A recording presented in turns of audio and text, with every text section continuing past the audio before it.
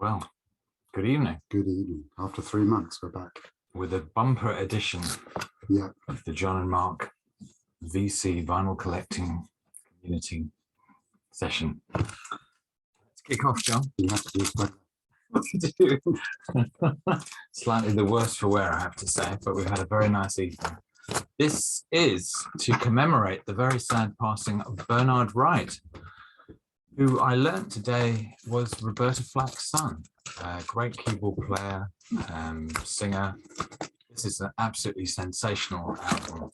It features a lot of the Jamaica boys like Lenny White, Marcus Miller, Don Blackman, and it's Dave Grusin and Larry Rosen production. And we listened to the track called,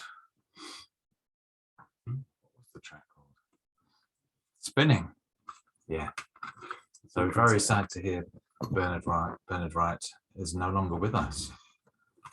I was already on the road by the time I heard, so I couldn't pick up anything. But weirdly enough, I'd listened to the Michel and Degia cello track from this soundtrack of White Man's Burden, and Bernard is playing on it. And I remember noticing how great the organ playing was there. And it's a version of Time Has Come Today, which was by the Chamber Brothers. And it's one of those Michel tracks hiding away on soundtracks. There's lots of them around. And most of them are worth listening to. Produced by David Gamson. Yeah.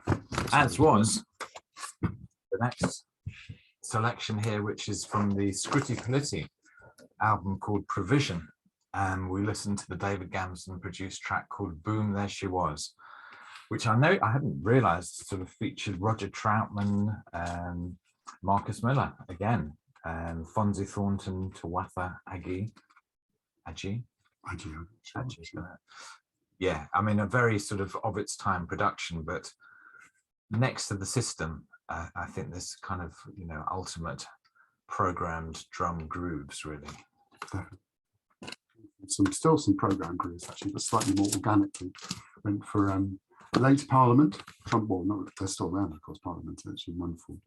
But Trumpitulation, which was a classic George, nice big trunk he's got on the back. Very good trunk. And played the track Agony of Defeat off here, which was, of course, this was the album that was sampled a lot by Digital Underground. It's got that kind of sound to it. Kind of sounds very different to the early stuff, but still very noticeably Parliament. And lots of Bootsy. Lots of Bootsy.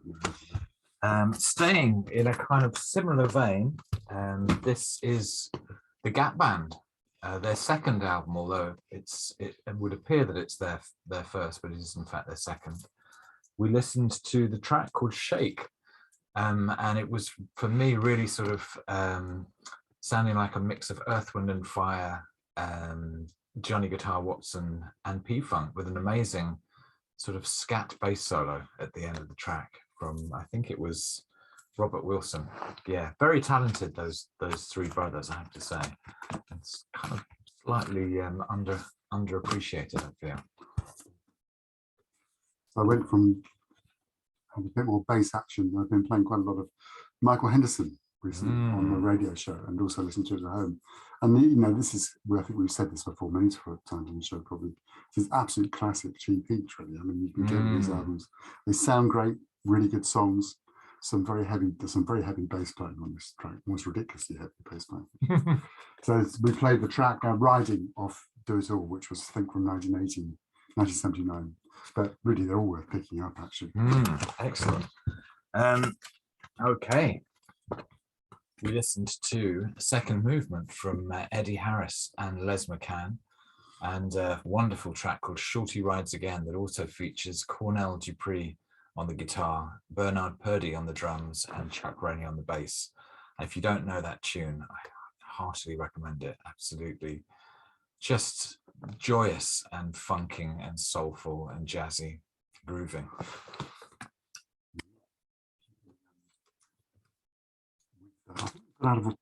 Maybe got out of audio, I don't know actually, but the next track up, the radio show, which is on tomorrow, I've played the track Los Alamitos Latin Funk Love Song, which is an album by Gene Harris called Astro Signal. It's probably most famous for, actually, it's the track.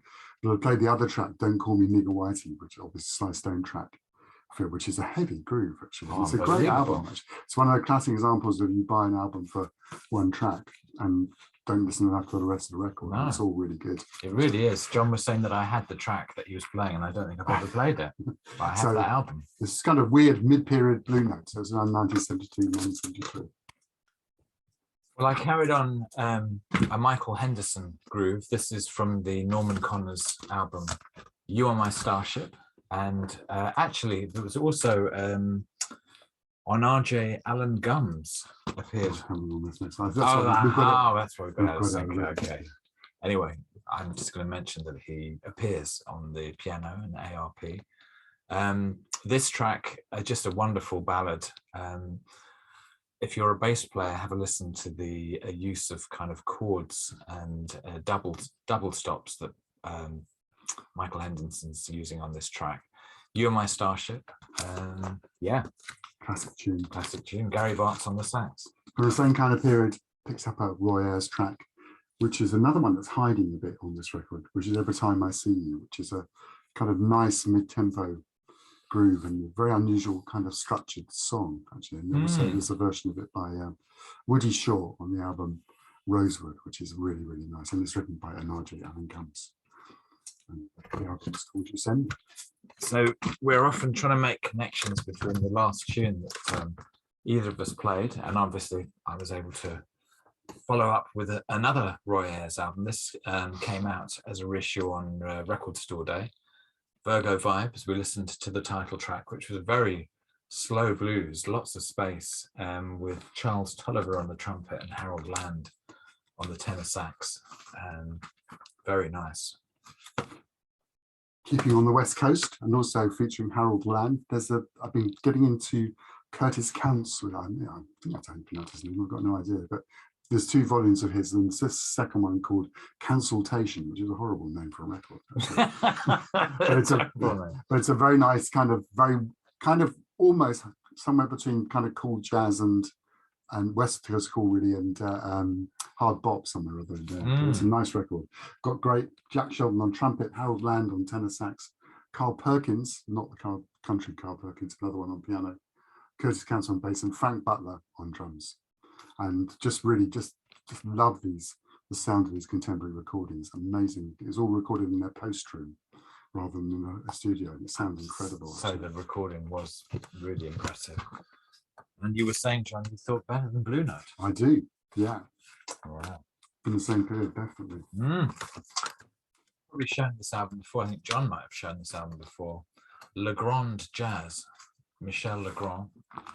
Absolutely stellar selection of musicians. I mean, I could spend the next 5 minutes talking through them, but suffice to say, on the track we listened to, which was the Jitterbug Waltz, we had Herbie Mann, Miles Davis, John Coltrane, Bill Evans, and Paul Chambers, just to name a few.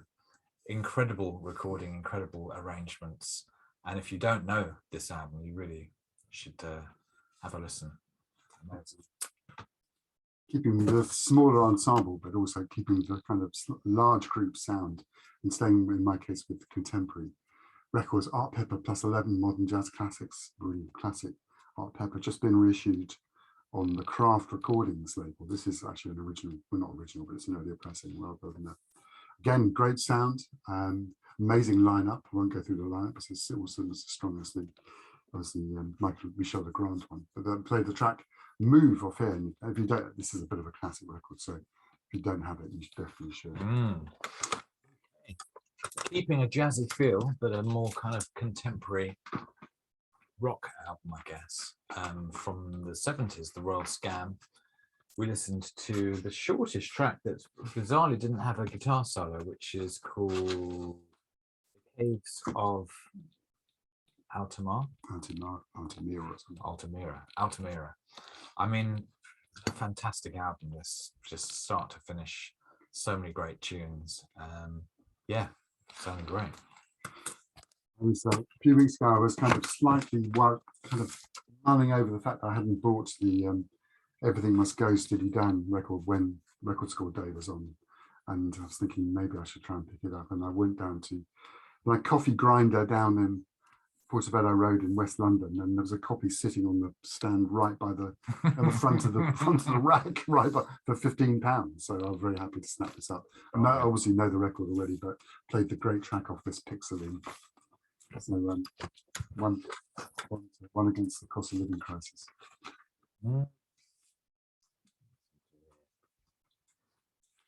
Okay. Very late in the day have picked this up. I think maybe it's just been reissued as a double white vinyl, Solange and A Seat at the Table.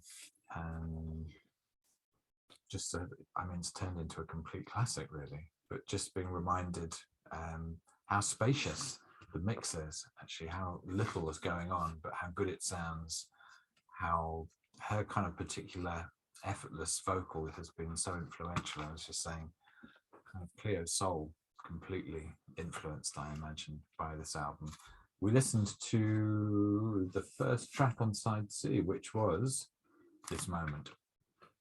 Yeah. Over some hip hop. Been listening to Tribe Called Quest Love Movement recently, which was their second to last album, I guess, which they did one later on. And played the classic track off this, Find a Way, which is a really good Dilla production. And it's a good album. This is much stronger than people gave it credit for. I think it kind of got ignored when it came out. There's some good stuff on it. A lot of chunks of behind so. Well, there's a lot of this brand new Heavies 4 vinyl box set versions of the track sometimes. And I followed up with John's J Dilla mix with a J Dilla mix of that tune, which also featured Q-Tip. Again, just a sparse classic, and the bottom end on both those last tunes was just phenomenal. And should definitely, I didn't bring it with me actually to show it, but definitely recommend the Dilla book, which is that's fantastic, actually really interesting stuff. Then went for an old favourite, shown this before on the VC and elsewhere as well. I know it's a favourite of quite a few people out there. Played a track off of Tortoise's TNT and played the track, which I can never remember the title of, which is a suspension bridge at the Guza or Aguaza Falls. And it's just my favourite Tortoise album, one of my favourite records, full stop. John, can we talk about the quality of that record sleeve? Very nice, got some spot varnish on it.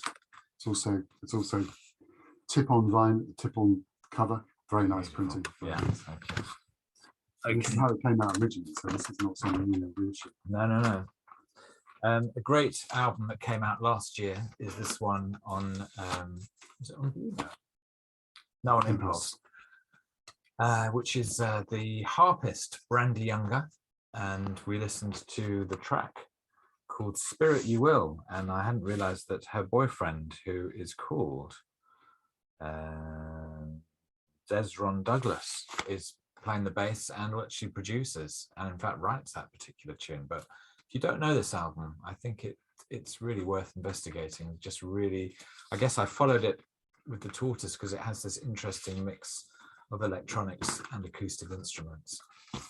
There's another nice record by Desron Douglas and Brandy Younger, which is just on the International Anthem. I think it's kind of less, it's a bit more of a lockdown record, actually, more intimate and less produced, but it's also really nice as well. Then went for Iron and Wine, went for Years with Calexico, Years to Burn, which came out a couple of years ago, and I've really only just been recently getting into. Played the track The Bitter Sweet, which is a 3-part suite. Sounded brilliant. Really good, great collab. They made an EP a few years ago, which was pretty nice as well. But this one, they were much more integrated together, the two artists as well. Good stuff. It was nice because it was a kind of fairly uncategorizable tune there. Yeah. It allowed me to play my slightly odd tune of the night from a record that I picked up last week as one of 3 for a £5 down the market. I couldn't resist, particularly when I saw it was Tony Levin on the bass and Steve Gadd on the drums. Excuse me. Thank you. But yeah, just a kind of strange mix of sort of folk, big band jazz, rock, groove. Yeah, interesting. We listened, I think the best track on this is called Hill Where the Lord Hides, which is the first track on side 1. But yeah, if you can pick it up cheap, sounding great. I was trying to remember what cartoon it was, whether it was a Simpsons or whether it was something else. From South Park, I had the Chatman Journey character, I can't remember. Then went for my weird one, which was something I kind of, I'm sure it's a lot of people know this record. I didn't know it at all, actually. Never seen it before. And the band's called Attitude, and the record's called Good News. And it's basically Paul Stallworth, Jim Keltner, who else are we talking about? Danny Cooch, and the other guy as well, whose name I can't remember. Came out on came out a bit more professional, I should David Foster, who's incredibly famous, of course, as a solo artist, came out on George Harrison's Dark Horse label. And it's a great record, actually. It's really well produced, great sound, and they played the track Drink Your Water. Really, really great, actually. I love that. We kept a Danny Cooch connection with this. Actually, there happens to be a bootleg that somebody gave me recently. And the album is The City, Now That Everything's Been Said. And we listened to first track on side one, which is called Snow Queen, and featured some fantastic drumming from Jim Gordon. Yeah. And there was a bit of a link, an unexpected link there as well, from the bonkers and wonderful Jim Gordon to Traffic. Well, it wasn't called Traffic because it came out on that, but it's Welcome to the Canteen, which is, of course, is in fact Traffic. I played the amazing version of Dear Mr. Fancy off that, which has basically Dave Mason and Steve Winwood trading guitar solos. Yeah. Really good, underrated record, this one. Very raw recording, but it actually works. Suits the music, I think. Yeah, it's exciting stuff. Okay, making the connection yet again. This time with a Traffic tune, but as performed on a 7-inch here by the Fifth Dimension, who I had a sort of big lease of recognition through the Summer of Soul film, which I think we spoke about last time we were here. But super funky version on 7-inch of that tune, really wonderful. Written by Dave Mason. Oh, interesting. No connection at all with the next one. Okay, no, this is We Had a Break, didn't we? That's right. Just played a track off the first Little Feat album, which I've just been listening to this week, and played the track Strawberry Flats. I mean, it's interesting how different this one is to all their other albums, actually. They were really just finding their feet, having just Lowell and having just left Frank Zappa and so forth. But anyway, it's a nice album in its own right, this one, I think. So great. Well, this was my unusual track of the day, which was from the Hamburger All-Stars, just been reissued. It originally came out in about 1981, Swinging London, and I'm on it, amazingly, on quite a few of the tracks. It was originally an album with a couple of other guest artists, but they've just reissued the tracks that I seem to be on, which is great, and Justin Adams. We listened to I Woke Up. It sounded okay, actually. Yeah, it sounded good, actually. I can't go from that to that. I think you might have done. I might have done, yeah. I kind of. Oh, that's when we had the break. That's when we had the break, actually. Grateful Dead. As you probably know, I'm a Deadhead. And I've been thinking, I did a little recording, which I think a lot of people have done, for the 50 years of the 1972 Europe tour, where people have been asked if they attended certain days to bang a recording. And I think mine's going to end up actually in the next podcast. We'll see what happens, actually. But there's just a moment on this one, but I was at the Lyceum, one of the Lyceum concerts, where Dark Star starts to segue into the next tune, which is Sugar Magnolia, which is just unbelievable level of improvisation. It's only dawned on me that was the moment. I think I probably became a kind of Dead addict, really. Blew my little mind when I was 50 years ago when I was sitting in Europe.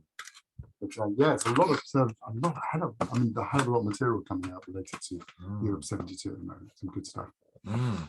Well, I think I tried to maintain a similar spirit of experimentation and excitement, which I think we kind of matched, actually. I know this is a VC favorite because someone must have shown it, and it went on my wants list and has been very expensive to buy as a new copy, but has actually recently come out, not cheaply, but very nice pressing on Real Gone Music. And we listened to the track Green Forever, which just featured the most sort of, forceful kind of fusion with Ron Carter and Billy Cobham. Really going for it in the rhythm section, but some great guitar playing as well. really intense stuff from Hugh McCracken and Eric Weisberg. And William S. Fisher, who was a great arranger, composer, originally worked with the Joe Zawinul on his first album. And you'll probably notice if you look in your Discogs that he appears in many surprising places. Like he made several records with McCoy Tyner as well. Yeah. So yeah, Circles, that was. I had a rant on my radio show about that. I was curious about why it was so expensive in the UK. So I ordered it from the States, paid all the shipping, paid all the duties and taxes and stuff, and it was still £5 cheaper than it was in the UK, which I think shows we're being ripped off basically in a major way here. Then went for very difficult to see this actually. This is Mark Johnson's second album with the band Bass Desires, which is Bill Frisell and John Scofield, Mark Johnson and bass and Peter Erskine on drums. And it's played a great track called Crossing the Corpus Cossolum, which is kind of very, very kind of, I haven't played for years and years and years actually, and it just kind of felt right to stick it on. It really did. It sounded great actually. Yeah. Really, and interestingly, both Bill Frisell and John Scofield, neither of them sound like they do now at all. Very kind of abstract music, very spacious. We were feeling fairly spacious by this time, as you can probably gather, and we got more spacious by listening to Aswad's A New Chapter of Dub, which I noticed Fat City Vinyl Doug had been sharing recently. It just caused me to reinvestigate what I think is probably possibly the finest UK dub album. I think it is. I would One of hesitate. the finest albums, full stop, I think. Yeah, and we listened to the amazing track called Shining Dub, which just has some fantastic kind of overriding on the mixing desk going on. I have to say, this guy, Mikey Campbell, who was the live mixer and live engineer for Aswad, who I saw many, many times in the late 70s, early 80s. I only recently heard he'd passed, but he was a phenomenal engineer. He's all over this record.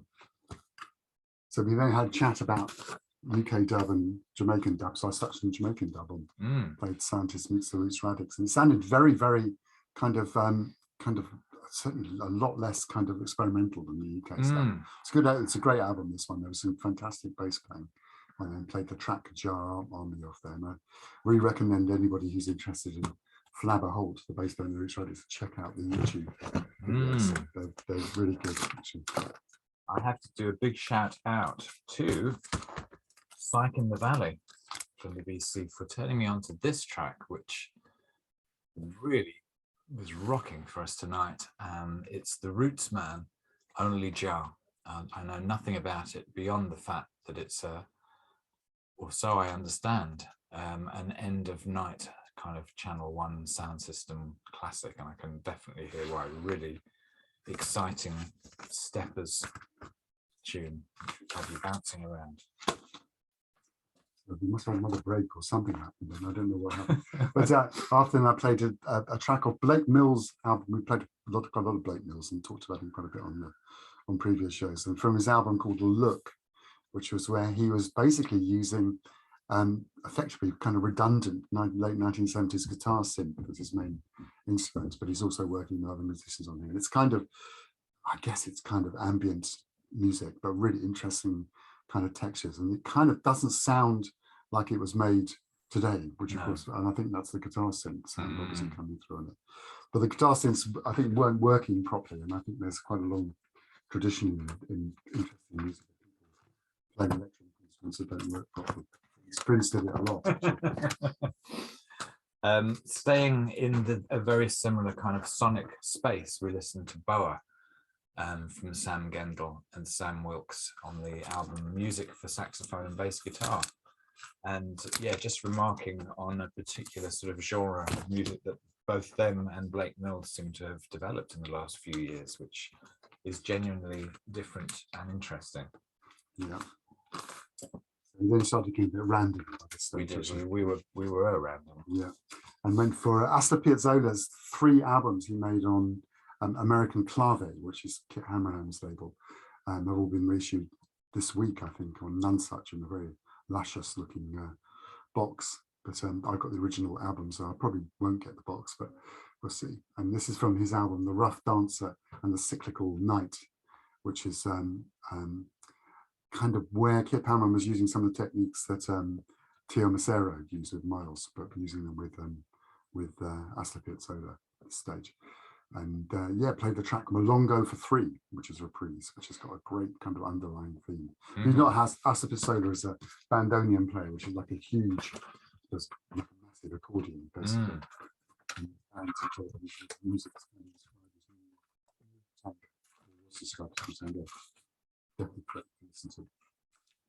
Okay, well, not quite sure why we ended up with Idris Muhammad, but from his album Power of Soul, which came out on Kudu, the record label Kudu, which was an offshoot of CTI.